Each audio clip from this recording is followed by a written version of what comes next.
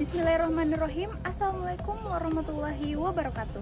Perkenalkan, nama saya Jian Almasigianto dengan NIM K0112411037 dari Prodi Kesehatan Masyarakat. Pada kesempatan kali ini, izinkan saya menjelaskan mengenai sejarah perkembangan lahirnya bahasa Indonesia. Yuk disimak!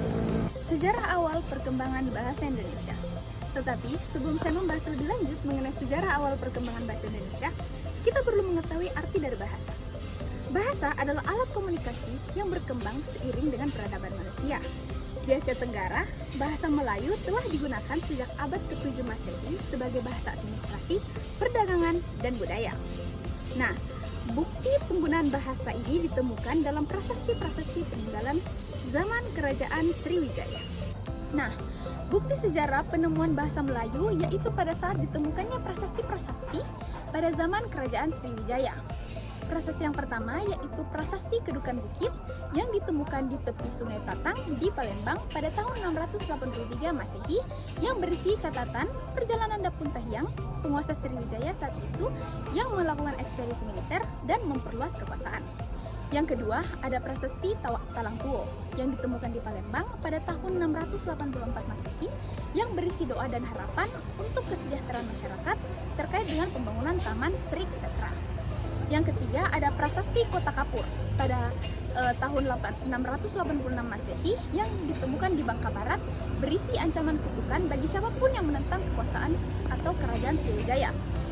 Yang keempat, ada Prasasti Karangbrahi yang ditemukan di Jambi pada tahun 688 Masehi yang berisi menegaskan kekuasaan Sriwijaya di wilayah Jambi. Semua prasasti ini dituliskan dalam aksara Pallawa dan menggunakan bahasa Melayu kuno.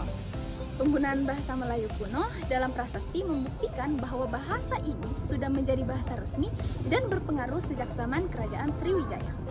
Bahasa Indonesia sebagai identitas bangsa mulai diperkenalkan pada Sumpah Pemuda pada tanggal 28 Oktober 1928. Dalam ikrar tersebut, para pemuda menyatakan bahwa mereka berbahasa satu, bahasa Indonesia, sebagai bentuk persatuan bangsa.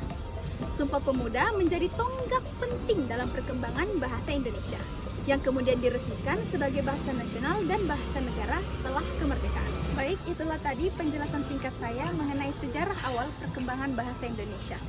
Terima kasih telah menyimak sampai akhir. Saya Jian Almasigianto, pamit undur diri.